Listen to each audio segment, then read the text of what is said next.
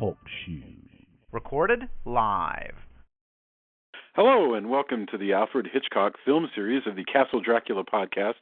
On our podcast, we talk about horror movies, vampire movies, and all-around awesomeness. And this week, we kick off it's the second week of a multi-part retrospective of the scariest films from the master of suspense, Alfred Hitchcock, and tonight's movie is Psycho, starring Anthony Perkins and Janet Leigh from 1960. Now, bear in mind that if you haven't seen today's movie, we're going to be talking about it from the perspective of horror fans who have, so warning, spoilers ahead. I'm your host, Jason Henderson, author of the Alex Van Helsing series from HarperCollins. Look for that at Amazon or your local store. There's a new one coming very soon called The Triumph of Death in about a month. With me are Drew Edwards, the creator of the long-running horror webcomic Halloween Man, which you can find at halloweenman.com. Say hello, Drew. Hello, Drew. Tony Salvaggio, lead singer of the band that's Tony's joke, Deserts of Mars. Lead singer of Deserts of Mars and writer of comics like Psychom from Tokyopop, Clockworks from Humanoids. He has a brand new short story in an anthology that I'm sure he'll plug later. Say hello, Tony Salvaggio. Howdy. Howdy. With color commentary from attorney Julia Guzman. Say hello. Buenas noches. Buenas noches. Okay. Psycho. I'm very excited about this. This is our second Hitchcock film, and it's probably the one Hitchcock film that everybody knows. And you can argue with me about that. I'm not, having said that, I'm wondering, is this the one that everybody knows, or would that be Rear Window, or would that be Vertigo? But boy, this one's close. Yeah. Psycho, to paraphrase Wikipedia, is a 1960 American suspense horror film directed by Alfred Hitchcock based on the 1959 novel. So it came out and became a movie by Hitchcock, the novel of the same name by Robert Bloch. The film depicts the encounter between a secretary, Marion Crane, Janet Leigh, who goes to a secluded motel after embezzling money from her employer, and the motel's disturbed owner and manager, Norman Bates, Tony Perkins, and the aftermath of their encounter. So, and I'm not even going to give you a synopsis of this, because I long ago gave up on the synopses. First impressions, I want to talk about what you guys think of Psycho, and then we're going to get into Tony Perkins in particular and the rest of the cast, but Tony Perkins heavily, and then we're going to talk about key points of the film. So we'll go Drew, Tony, Julia, Jason. Drew, give me your first impressions of Psycho. Well, I mean, this is arguably the granddaddy of all slasher movies. I mean, there's movies that people will dispute this movie with, but I think this is definitely the prototype for what we think of as the modern horror film. And I mean, man, there's so much good about this movie and so very little bad. Like I can scarcely. Like, I like The Birds actually a little bit better as a movie, but I think this is probably a better made film. It's has beautiful black and white photography. The score by Bernard Herrmann is amazing, which of course has one of the most famous little pieces of obnoxiously creepy music in the history of film. And Psycho is brilliant. And that's all I really can say at this point. All right, that's good. All right, very good. Brilliant, iconic. Julia? I think you said Tony was going next in your little order. Did I say Tony? Okay. Yes. All right. Tony? Tony, first impressions of Psycho. I actually like it better than The Birds. I think it's definitely, it's so iconic. I mean, you're just watching scene after scene, and you're like, oh, look, they cribbed that. Oh, hey, somebody took that in this movie. Right. Until you rewatch it, I'll watch it periodically, and I'll go, oh, yeah, look, I remember, okay, somebody ripped off that or whatever. And it's just so many, I mean, it's the foundation for all that. And it's also, pretty hardcore. There's a lot of really risque things that it does. That I don't remember. I mean, I'm sure there's plenty of other movies I have or haven't seen, but, for what it is, and to be Hitchcock, right, who's like this, well-revered director, for him to put these things in the movie, you can assume that it's fairly mainstream, when that happens. That there's just a lot of interesting bits, and, must have been, I can't imagine how shocking it was at the time. We don't have the benefit of not having seen all the movies we've seen. That's right. I can only imagine in 1960, it just, wow. Well, this was kind of the sixth sense of its day, because, we all, of course, know everything back and forth about Psycho, but it would be wonderful to kind of watch this movie with ignorance, if that's even possible, because God, can you imagine not knowing how this movie ends? Yeah. I have a hard time imagining, not getting it, not knowing the twist. I read that Alfred Hitchcock bought up as many copies of the novel as he could so that nobody would read it and spoil the ending for themselves. Wow. Wow. I'm not aware whether the novel was a tremendous hit to begin with, or whether it just came to Hitchcock's attention, and Robert Bloch was a popular author. Yeah. I know that, but I have no idea if this was like a massive bestseller or. No, I don't think so. It seemed like it said like it was. He bought it for like $9,000 and then bought up all the copies of the novel. So I doubt it was. And he bought it anonymously. It says. Hey, it's your turn. What are your first impressions of Psycho? Well, they're not first impressions because I've seen it before, but I think it's just so delightful. It's so different, even from even though it is, I agree that, the granddaddy of slasher films and so many other things, it's still so different. Like, nobody's actually managed to rip it off effectively, because there's so many surprises in this film that you're like, nobody has done that. Like, it's just not, I don't know. I think it's so fascinating. And I love the music, how they use the music to even, like, there's one scene where she's just driving and the police officer happens to be driving behind her, but the music is like, dun, dun, dun, and you're just kind of like, oh my gosh. But she's not, it's like, there's nothing actually happening in the scene. It's a completely boring scene. But because of the music, you're just totally on the edge of your seat going, what's going to happen? What's going to happen? It's so interesting. Anyway, it's just fascinating, and I just love Anthony Perkins. He's so good. He's just delicious. So it's a great film. I really like it. Thank you.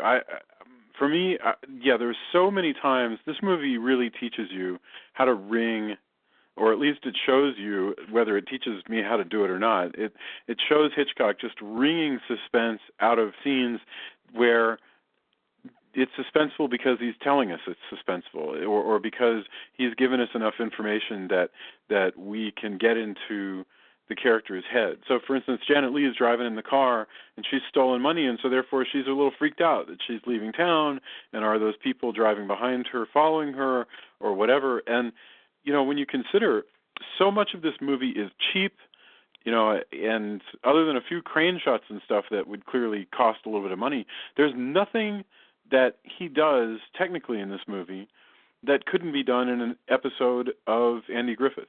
And yet it's not an expensive film, and yet it is just astonishing. You really can't take your eyes off of it. In that same way that, like, Reservoir Dogs, there's nothing really special technically about Reservoir Dogs other than that it has a killer script, and so therefore there's tension in every scene, even if they're just four guys sitting around a warehouse. So, just an excellent exercise. I love this one film. Go ahead. What was that, Drew? No, I was just going to say, by the way, Jason, it was the first American film ever to show a toilet flushing. Like, I remember I told you something about the toilet. All right. Anyway, all right. I wondered if that was an urban legend. Okay, yeah, Drew, go ahead. This was filmed utilizing, you mentioned Andy Griffith. This was filmed utilizing mostly crew from Alfred Hitchcock Presents, and it basically was Alfred Hitchcock wanting to make a William Castle movie or a Roger Corman movie. He saw that there was these low-budget horror films that were tremendously profitable, and he's like, well, what if I made one of those? What if I did my version of one of those movies? And Psycho was the result of that. That's interesting. So he buys a kind of a semi-trashy novel and decides to go make his sort of semi-exploitation picture except for that he just can't help but be really good, basically, with the way this works. Let's talk about the central figure of the entire movie, which is not the lady in the cellar, but Tony Perkins. Julia, what were you saying about Tony Perkins? I think we started out with a question of Tony Perkins, hot or not. What have you? He is very handsome. I'm sure that there are some people who probably would say he was hot. I'm saying that I think he's handsome. I think he's more like cute. I mean, he's just because whenever he smiles, just what I love about him is that he can go from literally within a second, he can go from super creepy to very warm and sweet, and it's kind of like it's really disarming. It's like how oh God, what's his name? The famous serial killer. That's the charming one that was Ted like always the Mark Herrmann. Yes. Right, the one that Mark Herrmann played. Anyway, it's like Bundy. Yes. The whole idea that he can just charm somebody into becoming their victim. He's so charming when he wants to be, but he's also kind of nerdy and awkward, and then he can just be downright terrifying. Just like that when he goes into that kind of dark place for a second. And so I just think it's just a really brilliant performance. And then assuming he actually is doing, well, never mind, I'll get to that later. But anyway, he's brilliant.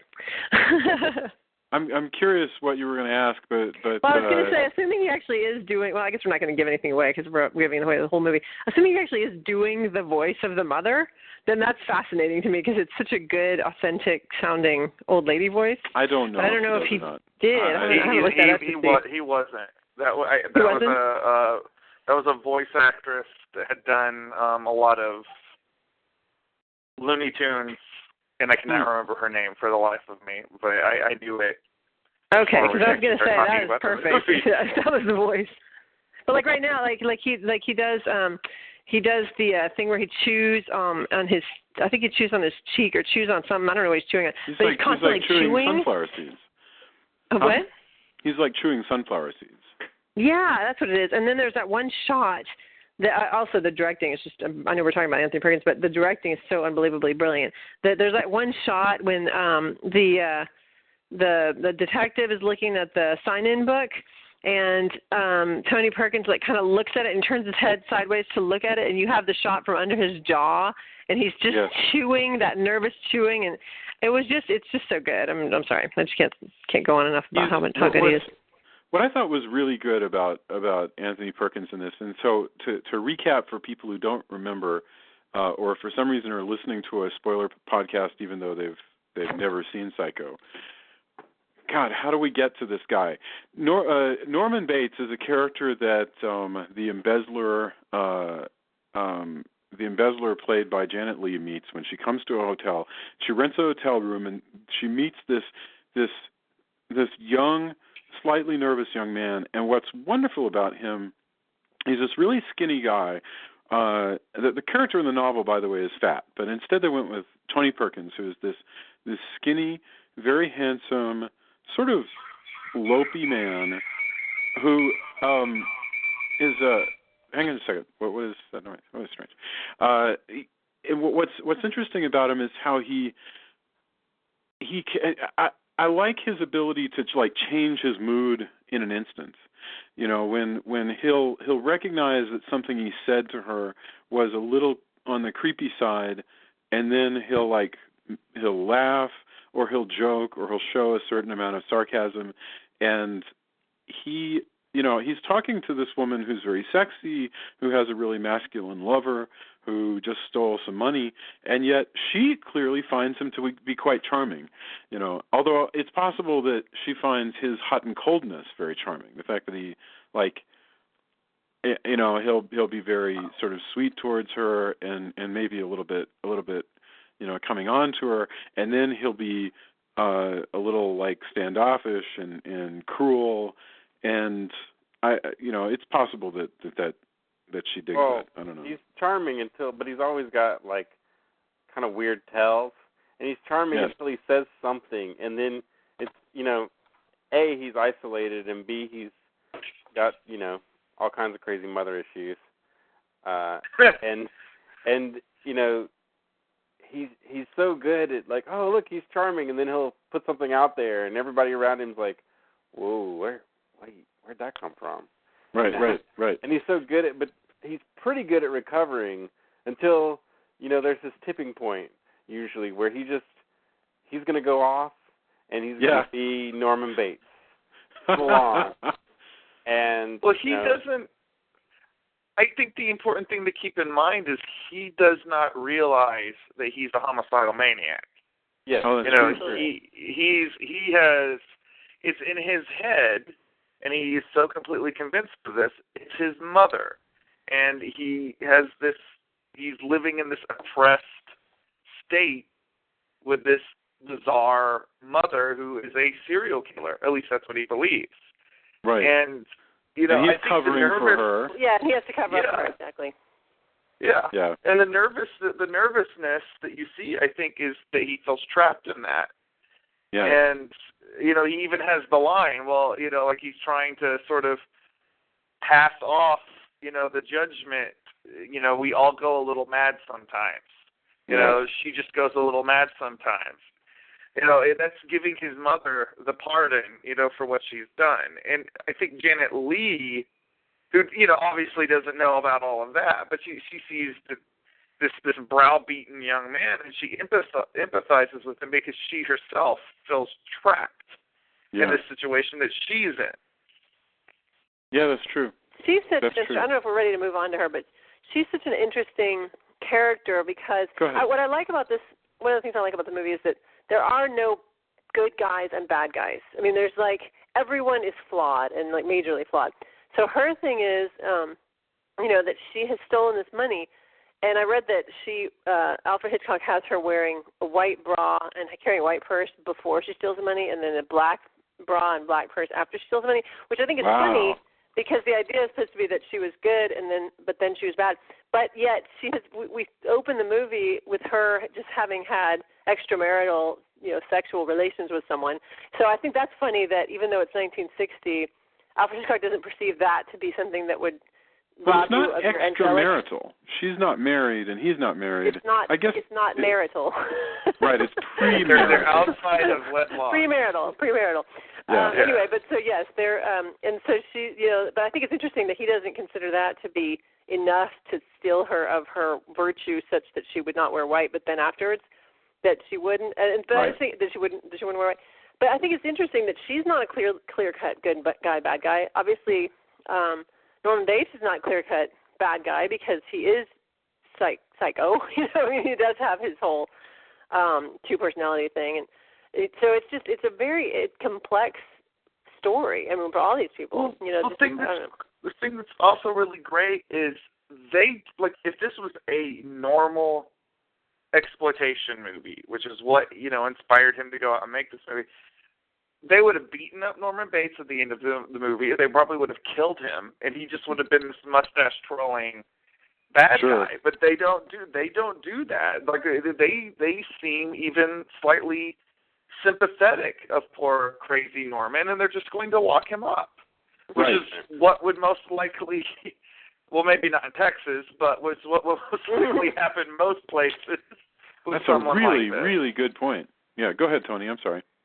Oh, no. Well, also, to add to his kind of psychosis is even when once you know the twist and once you see it, you realize that when she implies that they should put away his mother, that he, even though he doesn't really know, subconsciously keeping them separate, he in his heart he knows that means putting him away, and that's why he's just hey, why would people just say they want to do that, and he gets really, really offended, and you're thinking, oh well, he just cares about his mother a lot, and then once you know what you know, you're like, wow, surely his mind, deep within, he's going, wow, that would mean putting me away. There's these alarm bells going. Da, da, da.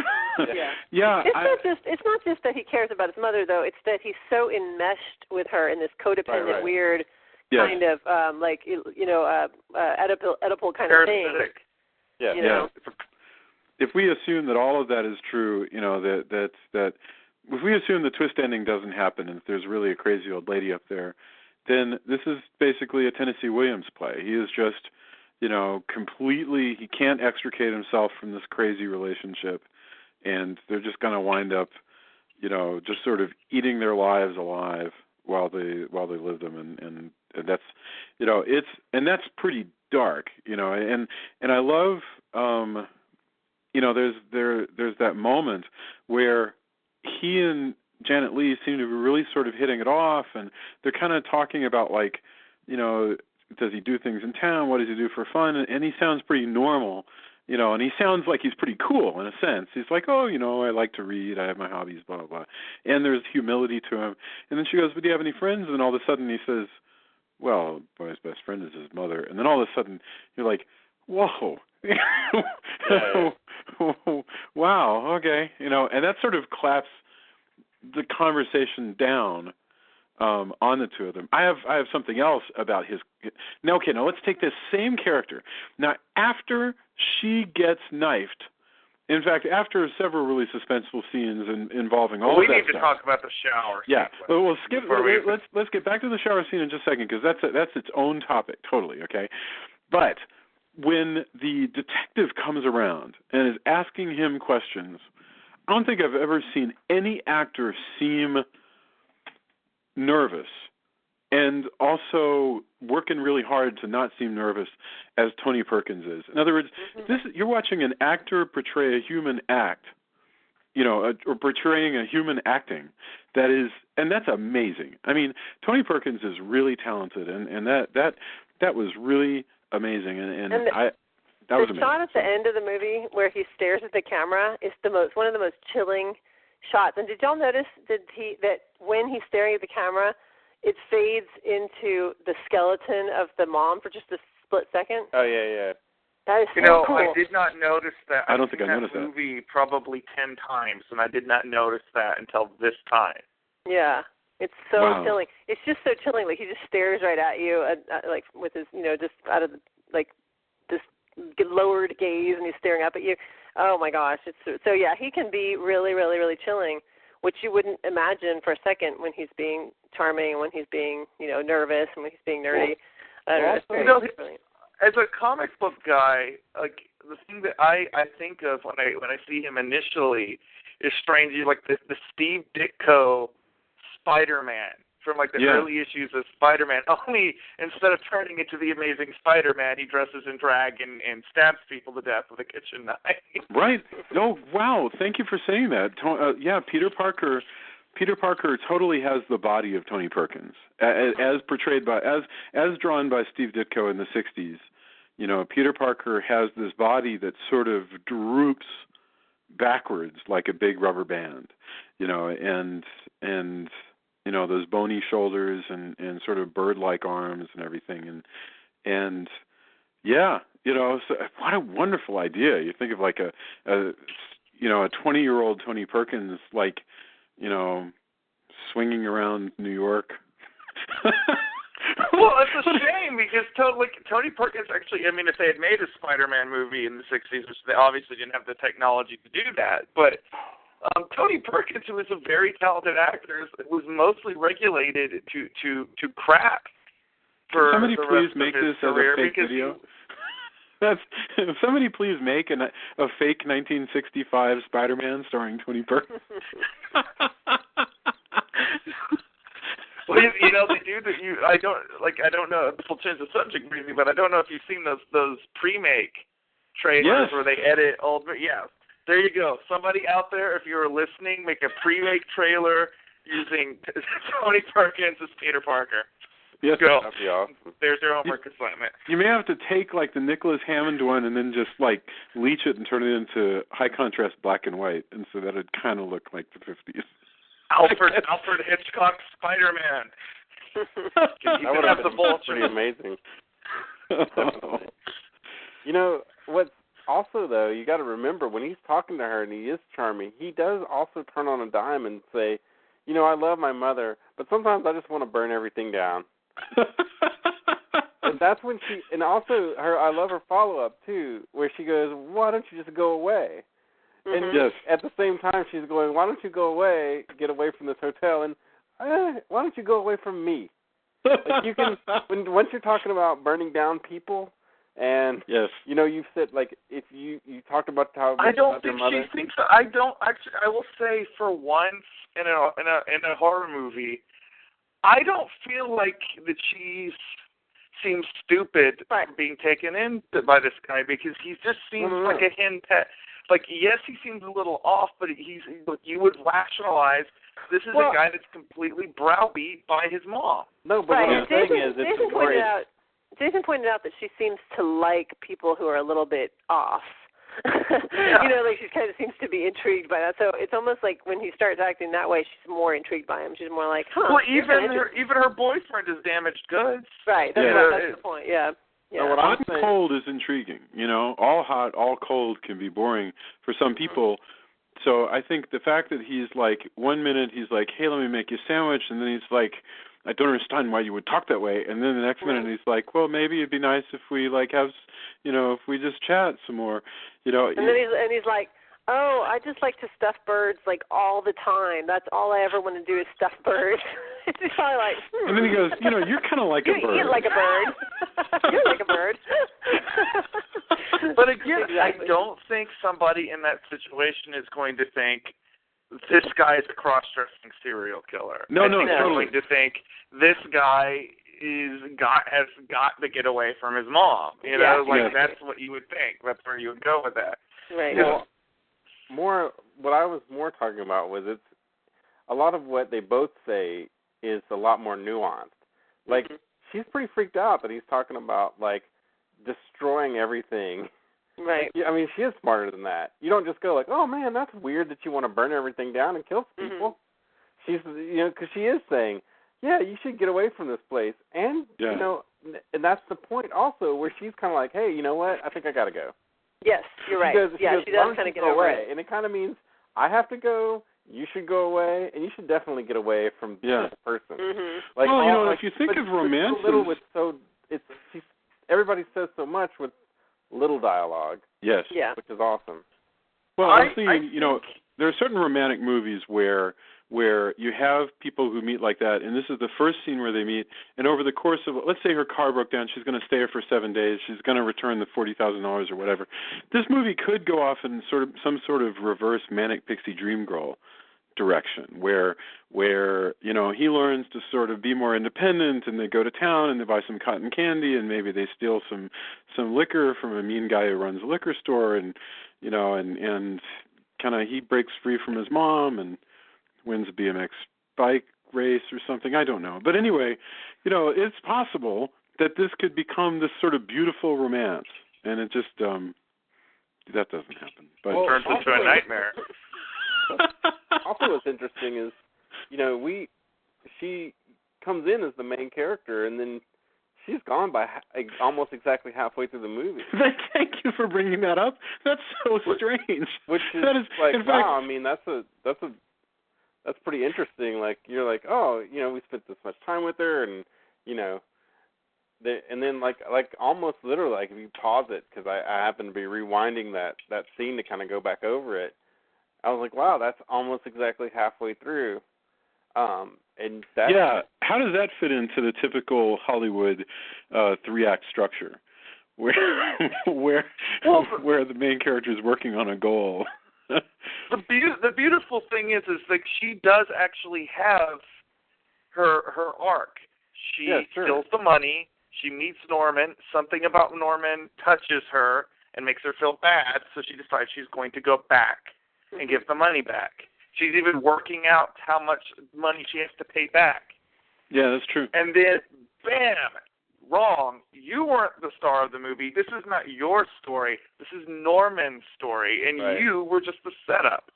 And that's great. No, it's perfect. Wow. Also, you got to wonder. You know, he accidentally gets rid of the money, has no clue. So when the guy questions him about, like, hey, you know, I know you have all this money, he's truly like, dude, I don't know. I have no idea. Like, you keep talking about this stuff. Money, what do you mean, you know? Like, his character has zero clue that this guy's hounding him.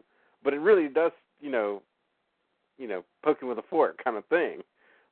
But I have a question actually about and I think here's a good point to talk about the shower. But before I ask about the shower scene, so the shower scene, what it does is it kills the main character exactly about halfway through the picture.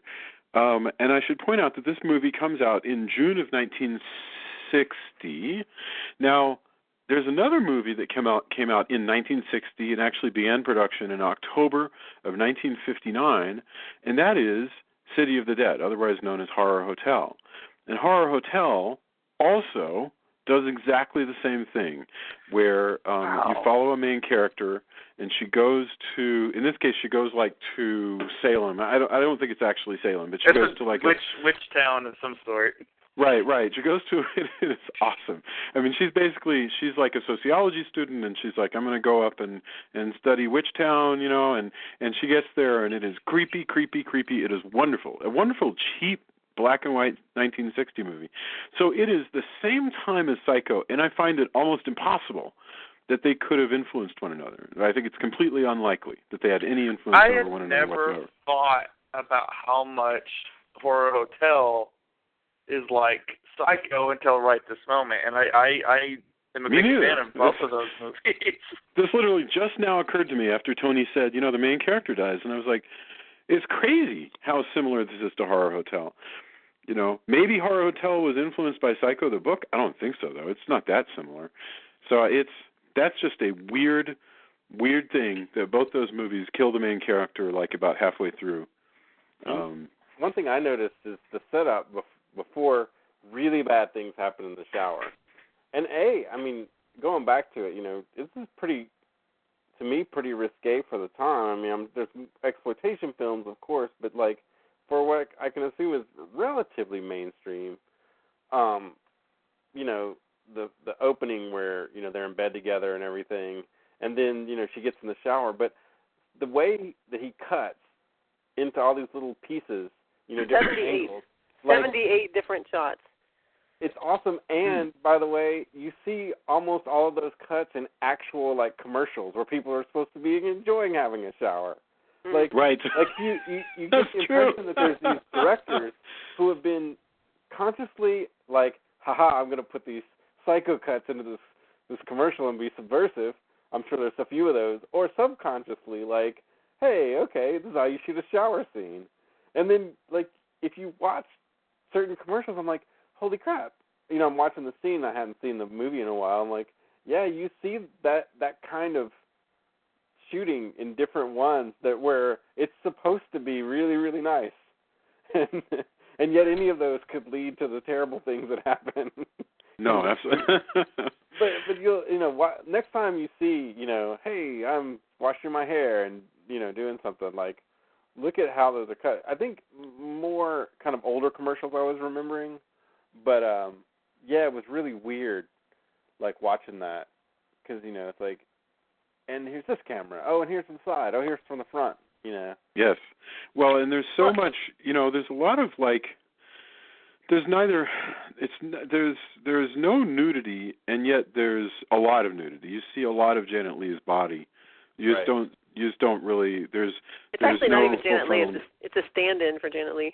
Oh, it is. Oh, okay. Yeah, it was a close-up. She was wearing a body stocking or something like that. No, her name is Vera. Vera what? Vera Miles, I think it said. I'm looking at the IMDb. Vera Miles is the character. They did have a nude model that for when they had the show like a full naked body, but the points where they had Janet Leigh taking a shower, she was wearing a flesh toned body stocking, so they could photograph her, washing her hair. Oh yeah, no, never mind. That was something else. I was reading about, it was a theatrical trailer thing that they did with a partial tour. Anyway, yeah. So it was actually her. But the blood is what I love. It's the chocolate syrup, but since it's black and white, they use chocolate syrup for the blood and the water. God, never has blood been so tasty. Yes. Yes. Well, and it's you when you see with it beginning, as Tony was pointing out, she's there in the shower and she's hanging out, and it's this long. This is a scene we've seen 1,000 times in 80s exploitation movies, and this doesn't happen, but all of a sudden this shadow shows up in the shower curtain, like a shark in the water. There's just this shadow abstracts itself out of nothingness, and then it's apparently this crazy old lady. I'm just trying to imagine sitting in the audience going, "Holy crap! His mom's going to stab that lady," and that'd be horrible. That would be like something out of a Lifetime movie, Yeah, I really do wish, growing up since Psycho had happened, you kind of know it's just become part of pop culture. But I really do wish that I could go back and, watch it and truly be surprised. Yes. It's pretty terrifying. And I will have to say, I know it's been belabored many times, but Hitchcock does so much with that assault that much more graphic, slasher movies have done so much more just poorly. Yeah. It still holds up, and it's still terrifying, and it's still super effective, and yet it shows almost nothing. And I'm not even an advocate of we should never show gore or whatever, right? Because I watch tons of gory movies. But when you look at that and you go, wow, that showed almost nothing, yet is way more effective and way more intense than way more than half of the movies,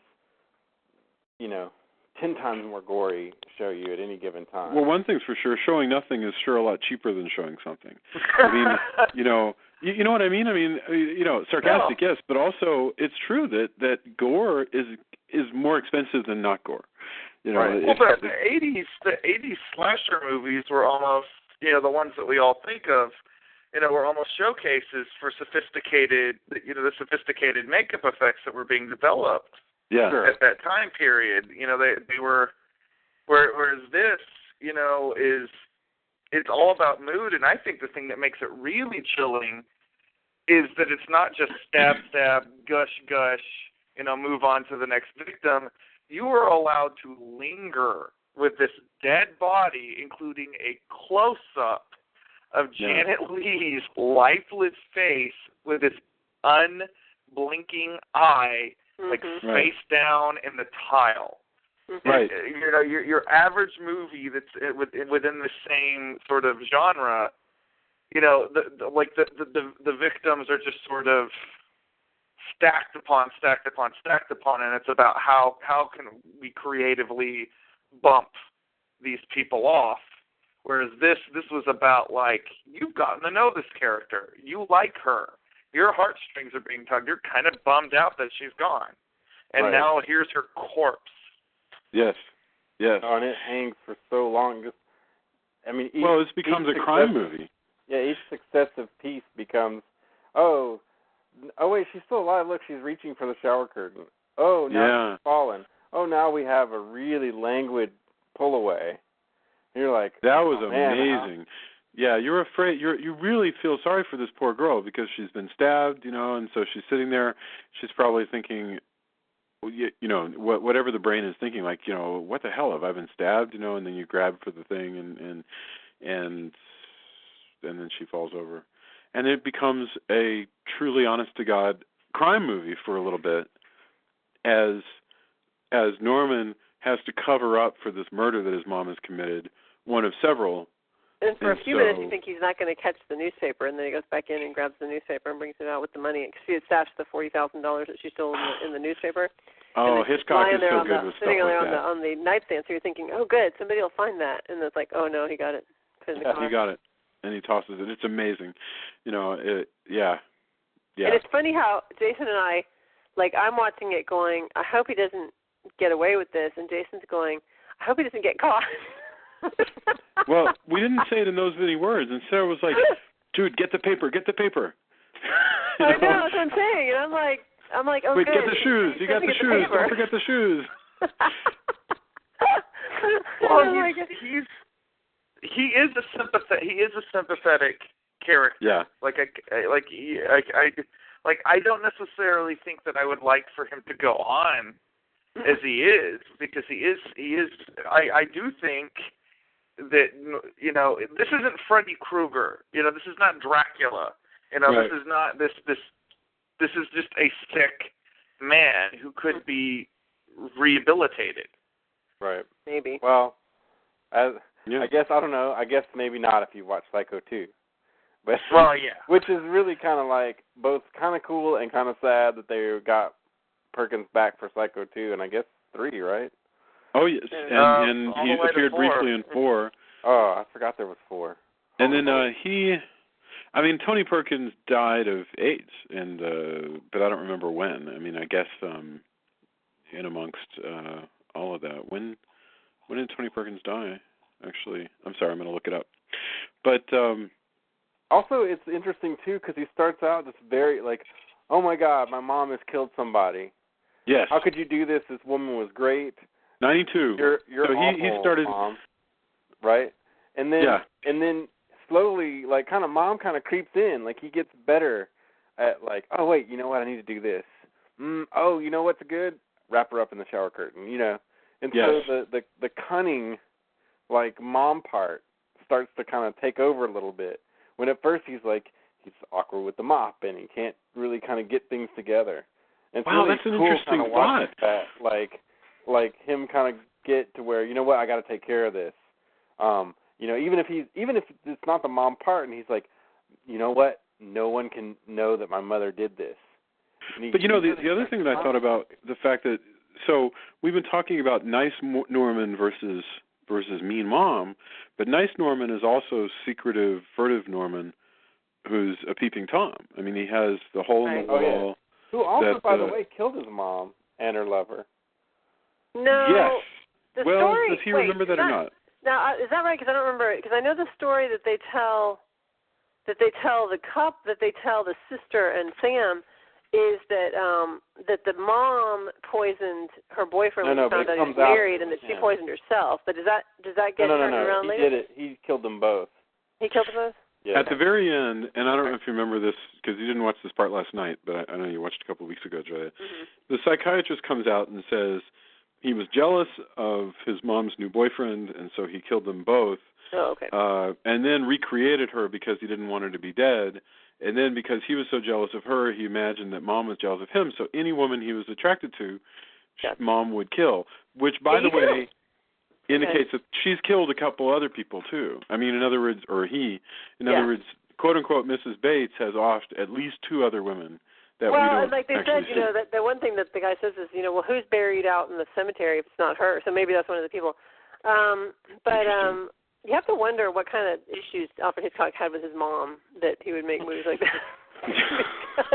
There's some pretty complicated mother issues going on there. That's very true. I know nothing about Hitchcock's personal life, but by gum, you're right. Because with this and Jessica Tandy and The Birds, so yeah, we'll have to watch and see if there are mom issues in oppressive mothers. Right. I don't remember if there are mom issues in Vertigo or if there are mom issues in, Marnie, which I love. Oh, yeah, of course there are. Yes. There's mom issues in To Catch a Thief. Not quite as severe, but Grace Kelly definitely has issues with her mother. Yeah, doesn't in Marnie, isn't it the sailors and her mom have like stuff going on, and then there's maybe a murder in there. I can't remember exactly. Although I know that we got to watch Marnie. It's also cool that, you know, all the birds lead into, you know, hey, eventually it's the birds, and also I think a bunch of those props are in Alfred Hitchcock Presents scenes as well. You know, he's always petting a bird, and he's got stuffed creatures behind him in his office and everything. So he's got mom issues and bird issues. Yeah. Yes. Okay, well, tell me something birds else. Birds are creepy, and little old ladies can be creepy. I think those are. I think you know. I mean, you're definitely sort of almost dealing with the iconography of a witch. Yeah, to a certain degree, and certainly the way they dressed the mother persona has a very witch-like quality. Well, and you talk about William Castle and all those movies, which brought all that iconography right to the top, whereas this one sort of sublimates it a little bit because it's a little more sophisticated. But okay, explain this to me. Just guesswork, you don't have to know, but why is this movie in black and white? I know it's beautiful in black and white and all. Cheaper, and because at the time, if they had made this movie color, it would be very gory, especially the shower sequence. Yeah, that's true. Sure. You'd have a lot of red. That's a good point. Yeah. And likewise, he slashes Arbogast's face, and Arbogast goes flying down the stairs. Mm-hmm. That would have been big streaks of red. Huh. Yeah. Yeah, and definitely that it was cheaper. I found the thing about the mom, and now I lost it again. It says that his mom, that Alfred Hitchcock did have mom issues. That his mom would stand at the end of his bed every day, she would make him stand at the end of her bed every day and tell her everything that had happened that day. So like little odd things that. Well, I'm glad that he learned to cope. That. Well, maybe that's why they opted not to kill Norman at the end. Maybe Hitchcock himself felt a little protected. I don't think of Norman is a man that has done bad things, but I think of him more almost like he's cursed. I think he's sorry. Damaged. I really believe Norman at the beginning of Psycho 2 that he didn't want to do those things. I think he's not guilty by reason of insanity. I interrupted you, Drew, and I'm sorry. I apologize. I feel bad. I think of him almost. I mean, like the Wolfman. If we're going to use another horror icon to describe this situation, this is a man that has a problem. Again, yes, of course, obviously, if you watch Psycho 2, you know that he is unable to be rehabilitated. But I'd like to think, if this was a real person, that they could get the help that they would need and maybe never lead a normal life, but maybe not be a danger to themselves and others. And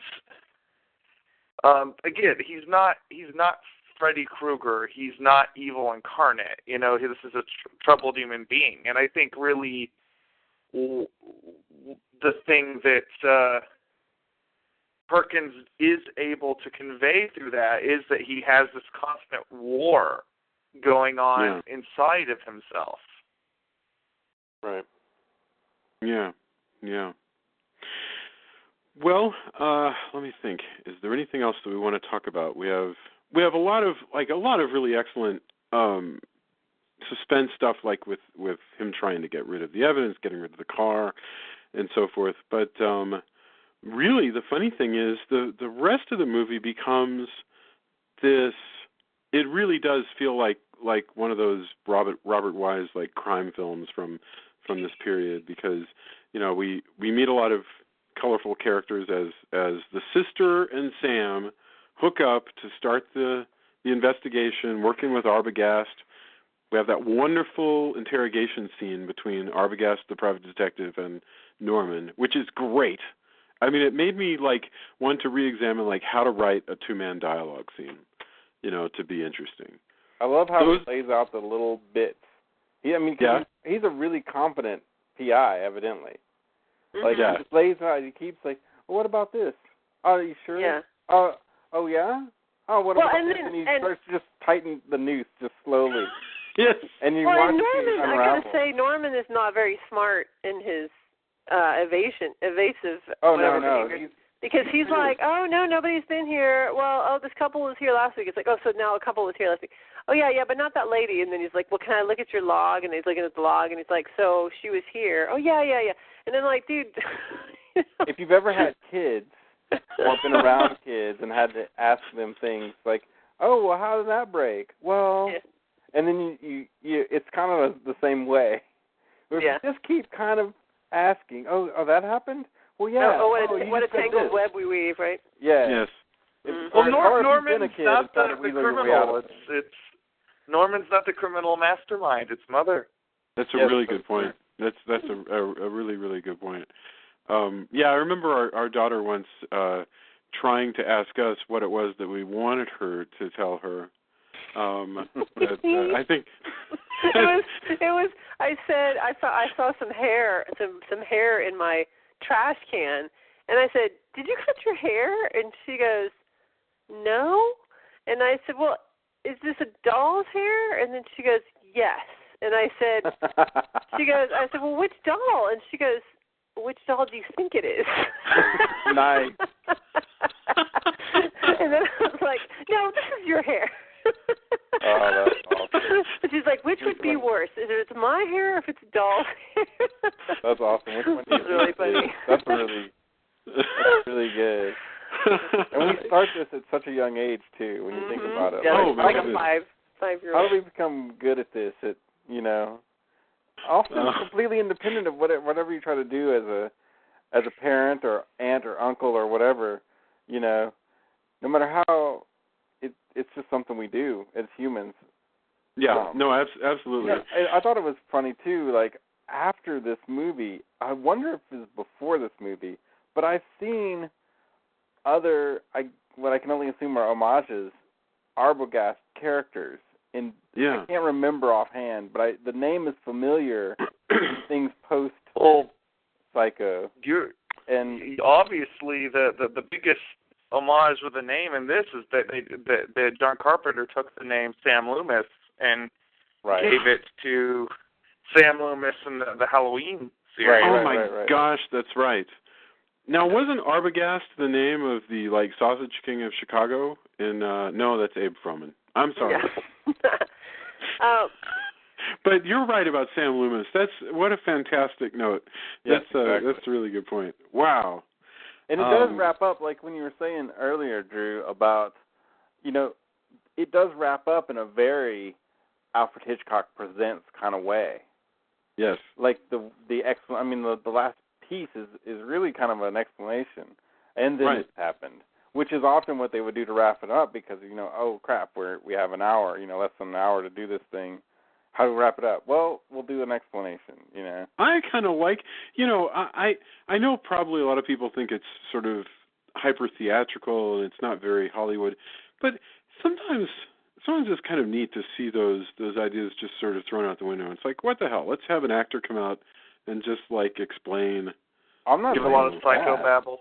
Yeah. I'm not saying it's bad. I'm just saying it's interesting that it kind of plays out like a longer. I mean, I agree. I agree completely. But it plays out a lot like an Alfred Hitchcock Presents. Like it could have. No, you're right. You're right. If it wasn't for the violence and sex that you wouldn't have seen on TV by even a stretch. So, one thing also too, I noticed, we never get, for better or worse, these kind of weird, echoey, either memories or, when she's replaying everything, there'll be the voices in your head are in a cave with tons of reverb, and the way they sound, outside of the 60s, and they may have gone a little bit in the 70s, that's never something, unless it's going to be an homage. For a long time, that was that was the way your mind sounded. Well, and it wasn't even but remember, it's not even just her memories. It's actually stuff that's happening while she's driving. If you're talking while she's in the car, she's not remembering any of this. It's just going on elsewhere. And it was really interesting. In your head, the voice in your head sounds great in that scene. Her face, the fact that all it is a camera on her face. Right. And she's just all the facial expressions that she makes. And by the way, she is in the remake, Anne Heche does not have that. I was going to ask about the remake. Anne Heche is no Janet Leigh. No, and I wonder too, were there just no bombshells? There's not. It's weird. It's so weird. The remake to me is so strange. But Anne Heche has a certain amount of vulnerability. I've never seen the remake, but I got to say, Anne Heche has a certain amount of bird-like vulnerability herself that I can totally believe. But she doesn't have the va-va-va-voom quality that Janet Leigh has. At all, even remotely. They just don't build sexy blondes like they used to. I just think that's really I find it hard to believe there was just no one in Hollywood that could have done that. But the weird thing about the remake is there's lots of good bits, but again, it's almost shot for shot. The weird thing is it's not shot for shot enough to be an exercise, but it's changed enough where you're like, why change it's not that? I really thought that was the whole point, was that it was a shot for shot remake. In fact, like where they do a weird thing where when he slashes Arbogast, they cut away to like this scene of some sexy woman, like naked woman with a veil, and then he's falling some more, and then there's like some, I can't remember if it was a sheep or a cow or something in the rain, like somebody's driving, and you're like, okay. They cut out like the initial part where she's telling her lover, like, you know, we kind of got to cool it. They kind of gloss over that, if I remember correctly, and there's just weird, and of course the shower scene's more graphic, and it doesn't even have to be. Like, in fact, it's like, okay, yeah, you added CG cut marks in her shoulder blades. For the fact that it would even be in color would make it more graphic. So it's like it's sort of like adding anything more is sort of besides. Also, the iconic scene of the pull-out on her eye is different enough that it's like, wow, you couldn't make that exactly the same? Right. But even he admits, he's like, oh, well, it's not shot for shot. And so that makes me actually interested to see it, honestly. Tony, I'm sure they probably could have found a girl that looked that sort of like late 50s, early 60s sort of blonde bombshell type, but they probably can roll one out that actually, like Janet Leigh has some acting chops in this movie. You know, like she's more than just like a built figure in a lacy bra. She's very good in this. Yeah. I still wonder. I still question, like, and also, like, I like Vince Vaughn, but he does not have the charm of. Right. No, he's so sleazy. He's so sleazy. I don't see anybody being taken in. I disagree. I totally disagree. No, Vince Vaughn to me is one of the most charming actors in But Hollywood. you haven't seen that. Have you watched the remake? No, but I mean, I don't know how he is in the movie. I'm just saying as an actor. I'm not talking about how he is as an actor. I'm talking about how he portrays Norman Bates. Julia, it has nothing to do at all. Vince Vaughn is great. He is very charming in his movies. He, as Norman Bates, is not the same charming Norman Bates as Anthony Perkins. He's just not. Like, watch it again. It's on Netflix. Well, so this is something that we can watch, not the same. like at night while we're at Disneyland. We can watch the 1998 remake of Psycho. And it's interesting that it got made, and it's kind of there's neat bits. Some of the castings are awesome. I think it's William H. Macy as Arbogast. William H. Macy is pretty good. He's awesome. Who else was it? Oh, I forgot the actor's name, but who plays the sheriff is also super cool. And by the way, the sheriff character in this movie, in the 1960 Psycho, I like him. What a wonderful character he is. Here's what's also strange. So they have Martin Balsam is this guy's name. They have her sister have a Walkman, and she's like, "Oh, I forgot my Walkman." And they make it a point. She's got a Walkman, like that's the thing she has. But yet, when the sheriff goes to call, he goes, "Hey, can you tell so and so to ring up, Norman Bates?" As if we somehow still had that phone system. And even in places that used to have party lines, like that phone system, I don't care what. In '98, that phone system is not there anymore. It isn't, right. Like you cannot when you pick up the phone, you will get a dial tone. You will not find an operator. I don't care. That sounds weird. And it's so weird. It's so weird how slovenly like some parts are, and other parts he's like, yeah, you know what's cool? He does exactly that dialogue. Yeah. And it's definitely a very reverent and fond remake. It just doesn't. It doesn't quite work as a movie. I mean, it's interesting, but I have found it like I'm sure many people have said it. I found it kind of pointless. And then when asked, he goes, "Well, I did this so that other people wouldn't have to."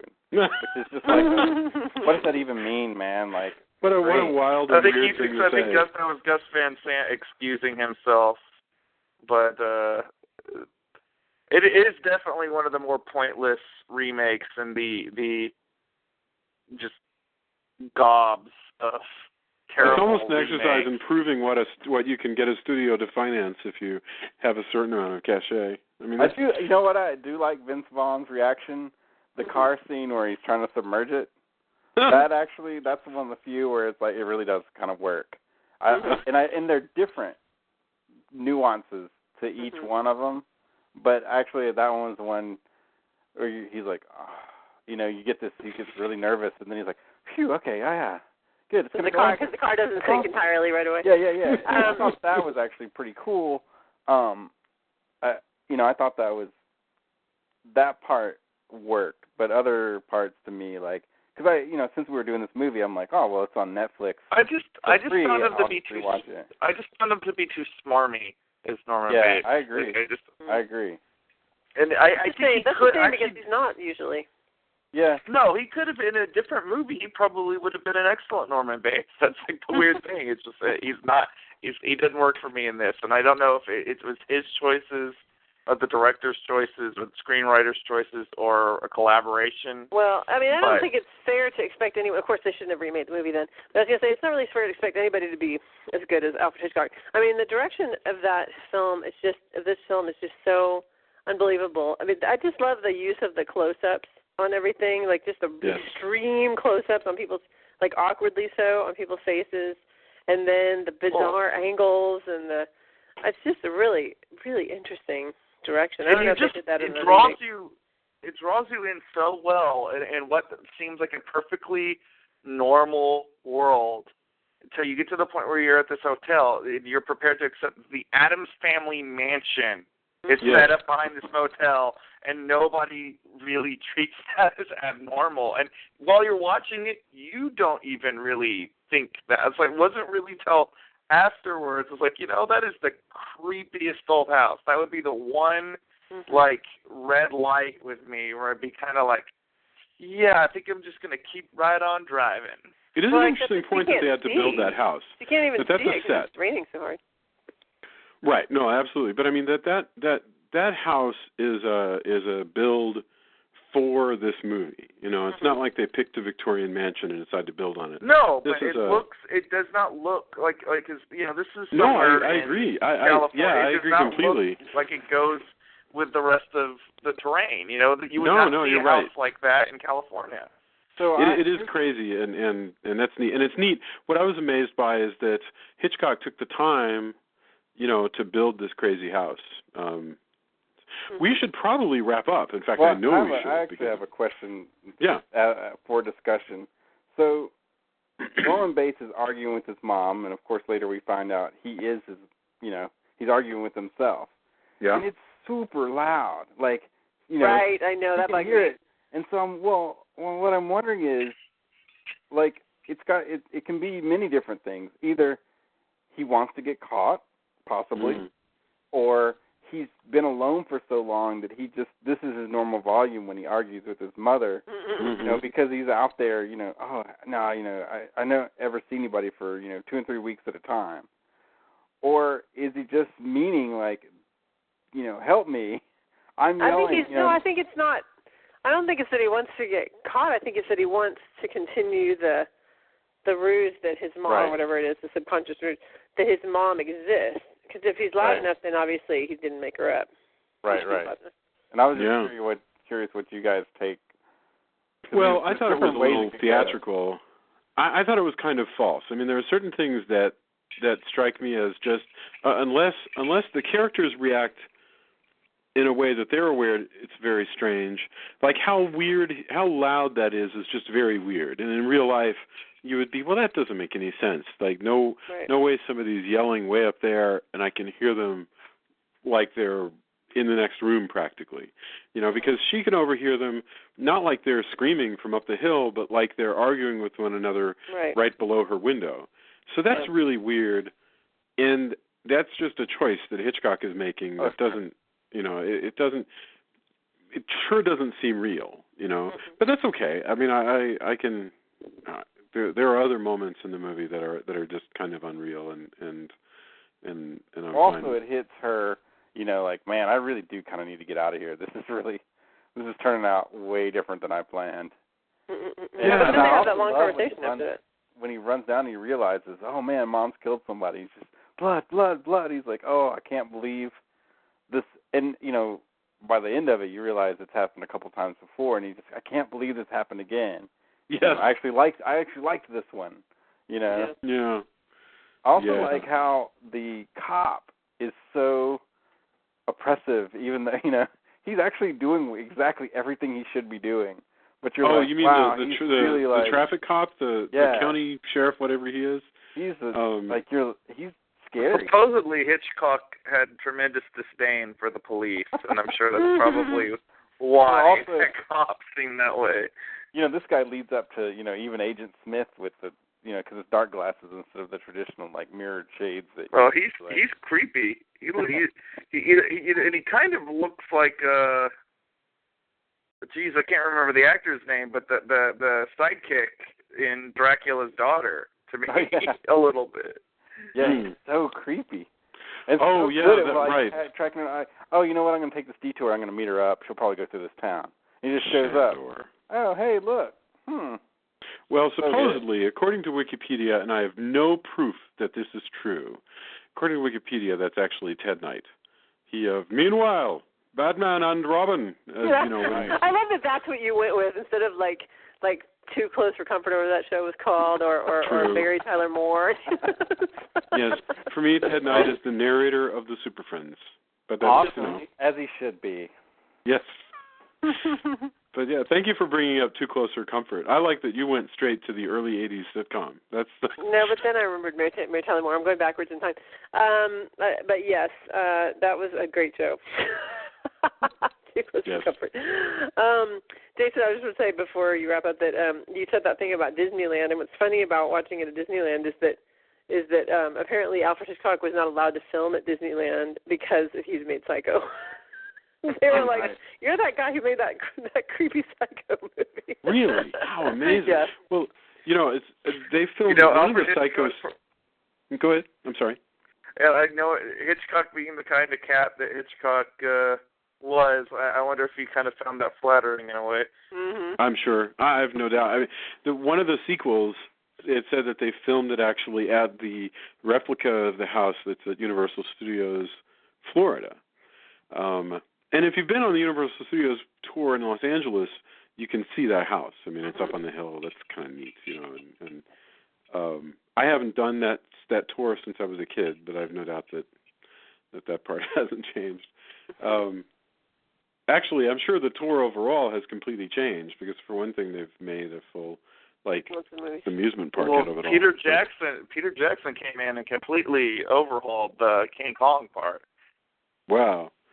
Well, I mean, when I did Universal Studios, there was no King Kong part. There was Bruce. There was Jaws, right? And there were some monster stuff. But,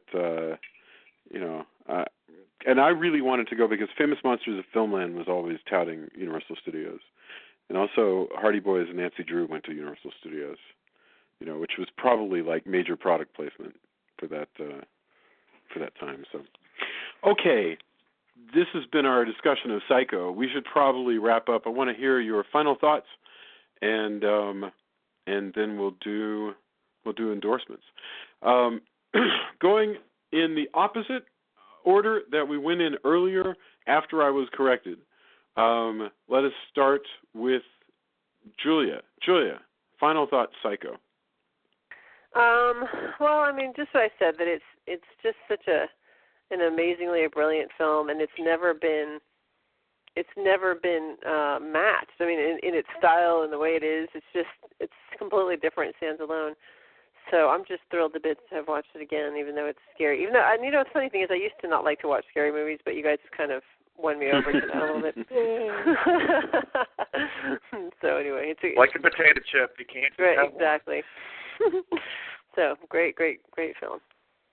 Do you have any endorsements? Oh, well, no, we'll save those until afterwards. Okay. Tony. Yeah, I mean, every time I rewatch it, which isn't maybe it's not even often enough.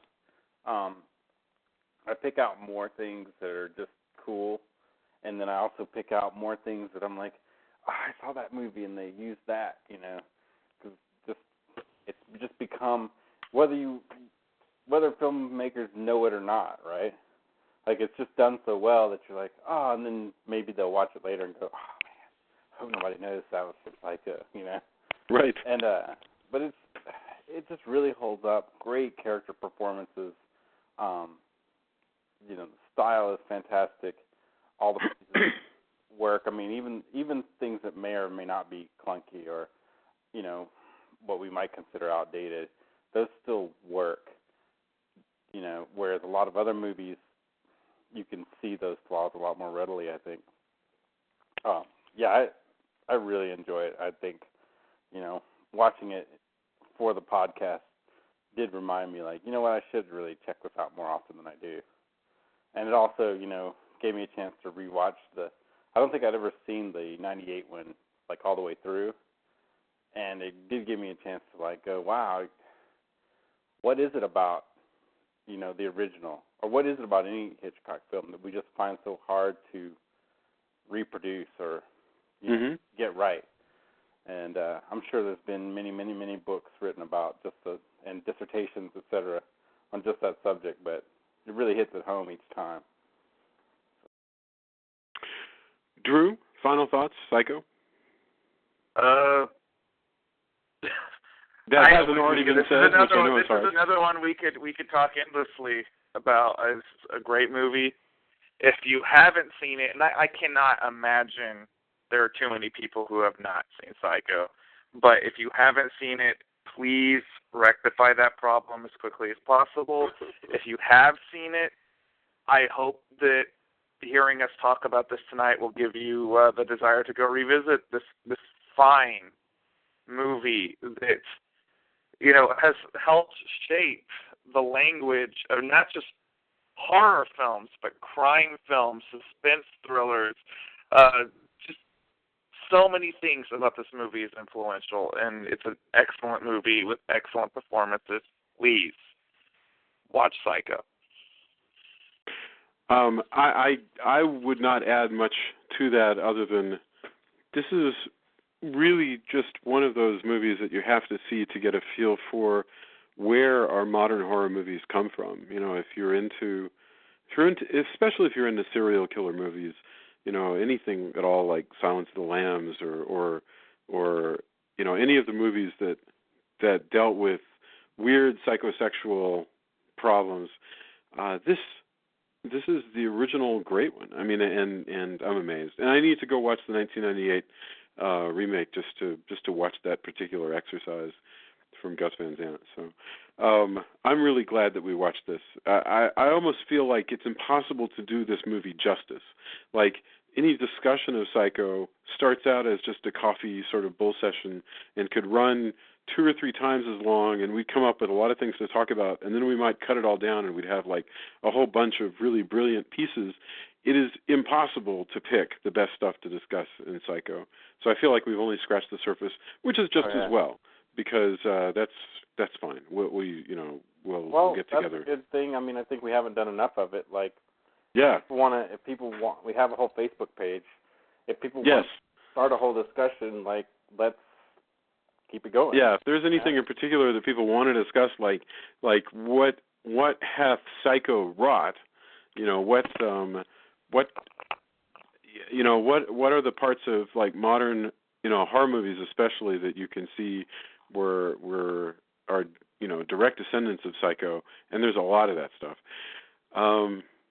What do you think of the sequels? We didn't even talk about that. There's just so much that we could get into.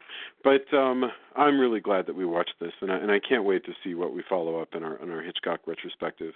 And if there are any other Castle Dracula podcast horror movies that you're interested in, just go to castledraculapodcast.com and you can check out some of our prior episodes, or you can subscribe on iTunes and see all of our past episodes. And there's a lot there, and we'd love to hear from you. Endorsements. So, does anybody have anything that they want to endorse? I do. Okay, go, man. This last weekend, I had the privilege of watching The Skin I Live In, which is best described, I'm going to steal this from Tony, is best described as a very arty version of the Human Centipede with Antonio Banderas going against his own image, and it just plays a wonderful mad scientist character. And if I tell you too much about it, it's going to ruin a lot of the surprise of it. But it's an art house film, but it's also, I would say, this is a horror film. It has not only aspects of the so-called torture porn movies, but it's a lot of the old Universal Frankenstein and the David Cronenberg body horror film. Very Cronenberg, I would say. Yeah, wow. I didn't think about it at the time, but yeah. Yeah, it's a gorgeous looking movie. It's going to make you uncomfortable, and it's also a foreign film, so be ready to read some subtitles. But it's an excellent movie, and if you are looking for something a little different, I would say go rent this. I got to see that at Fantastic Fest, a random secret screening, and I just happened to get in the secret screening. I was in the standby line, and I had many friends who did not like it, but the rebel in me loves the idea of women going to see an Antonio Banderas, the dashing Antonio Banderas movie, and I really, really want footage of these women coming out of this movie because it is so not the usual.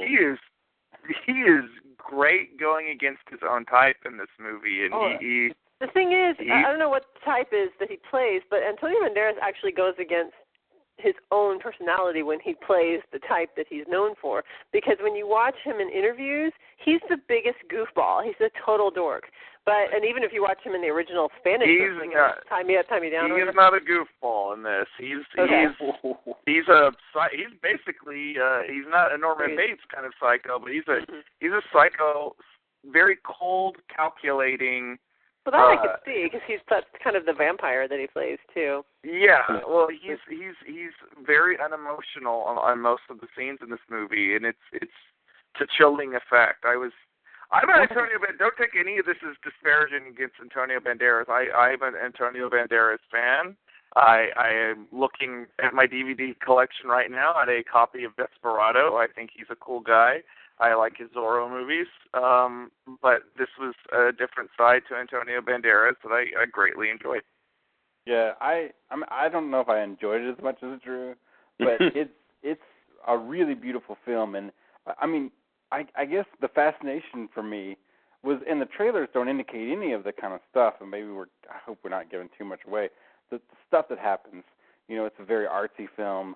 It's beautifully shot. Oh, it looks just fantastic. But I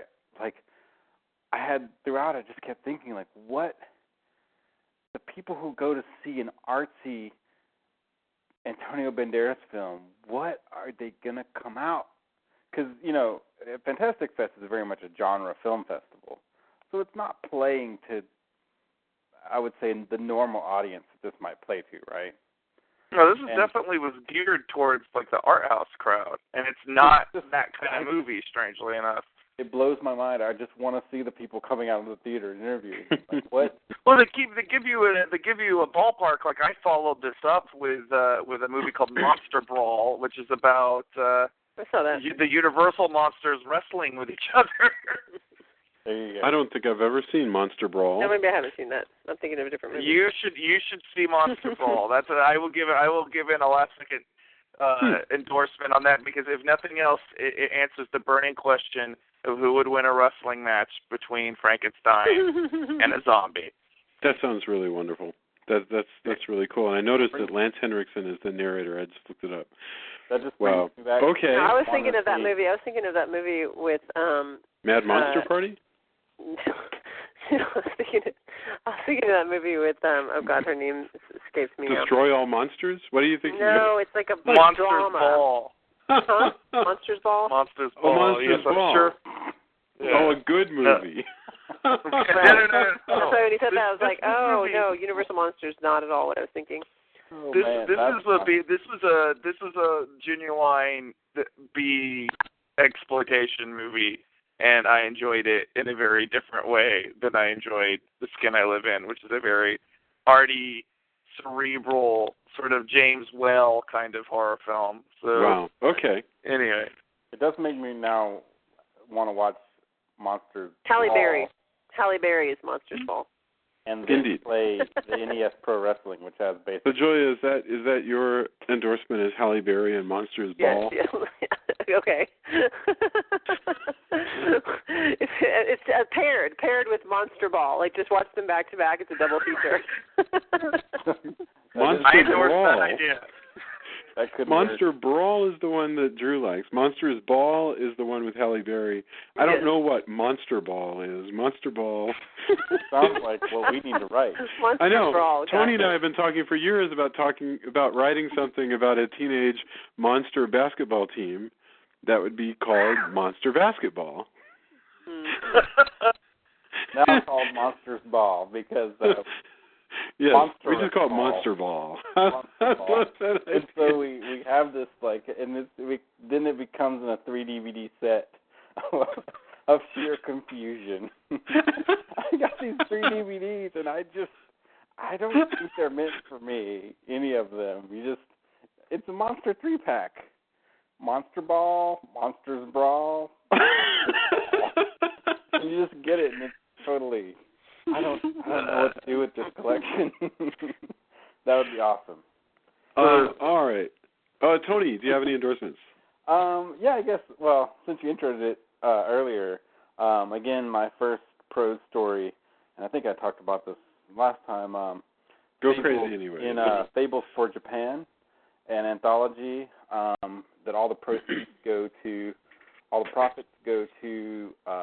the relief effort in Japan, which a lot of people think, oh, well, it's well funded, but there's still a lot going on, and there's still, call for help there. So Jason Miner, who's done a lot of work in comics, got together a bunch of people, and this is the third and final volume. You can find it on Facebook, Fables for Japan, and I think the website, if I'm not mistaken, has a 4 in it, Fables for Japan. Let me double check that real quick. Lots of talented. I mean, I'm just in awe at all the people I get to share a book with. And you wrote a folktale about a real Japanese folk figure. Is that right? Right. It's a yokai, which is a spirit or a monster, called the Karakasa, which is an embodiment of a umbrella, usually left umbrellas that are in some kind of disrepair with a giant eye and a tongue. And it's kind of a modern fairy tale. It takes place in modern Japan around the time of the actual flood. And, it's a short story character piece that also involves a monster. And that's kind of the whole idea, is some form of fable or, artwork. There's artwork, there's poetry, etc. And they're all ebooks, and they're, reasonably priced. And the price shouldn't even really matter. I mean, because it's for a great cause, and there's just some fantastic, like I said, when I first got contact, like, hey, do you want to do a story for this? I actually skipped the first 2 because I was just trying to wrap my head around what story I wanted to take. Mm-hmm. And, time and time again, like, oh, wow, that person's, these aren't minor, there's people with less fame, like myself, which I've, done a couple comics, but you look at the list and you're like, wow, this is just unbelievable. So it's a really impressive thing. Jason and everyone did a fantastic job, Jason Miner, and I'm glad to be part of it. You can, like I said, it's Fables 4 with the actual numeral 4, Japan.com. You can find out more and everything. There's press links to everything on that website, and it's pretty cool. And it's the first prose story I think I've put into print that's fiction. The first thing in a really, really long time that I haven't written with Jason Henderson, and so it's my own thing on my own, and hopefully I got the writing bug back, so hopefully I'll be awesome. writing some more comics soon once I try to find an artist. So. Outstanding. Julia, did you have anything you'd like to endorse? No, I already endorsed Monsters Ball. I think that's gonna. Okay. I think that's gonna do it for me. That's awesome. I have a fondness for Monsters Ball. And anything with Antonio Banderas in it. Oh, you should see Skin I Live In. All right. Interesting. And we should do that as an episode. There you go. So, absolutely. Yes. Actually, maybe we should do an album out of our cycle. I was going to recommend, I have two things. One is a movie. I think since we mentioned it, Horror Hotel is definitely worth taking a look at. And you can find Horror Hotel in about 1 billion different places. I'm sure that Netflix streams it. I mean, Horror Hotel, otherwise known as City of the Dead, is now in the public domain, but it's a movie about a girl who goes to a small town to investigate, the witchcraft that used to be there. She's sent by her enigmatic sociology professor, played by Christopher Leigh, and it's wonderful. It's a wonderful low-budget horror film that turns up all over the place. And also, I just got this really great book from Titan called Hollywood Movie Stills, and it's just a whole bunch of groovy black and white stills, including some really I'm looking right now at this wonderful shot from Busby Berkeley, one of the Dames. Actually, the movie's called Dames from 1934, and it's this top shot. And at first, you're not sure what you're looking at because you're seeing all these images of what seem to be like flowers and black stems, and then you slowly become aware that the flowers are actually the collars of these dancers, and the stems are their legs, and it's just amazing. But this whole thing is full of famous shots of people like Marilyn Monroe and James Stewart and Hitchcock, and there's Marilyn with the whole skirt scene that we're familiar with from 7 Year Itch. So I love this book, and I just got that this week. So. And that's it. That's it for the Castle Dracula podcast.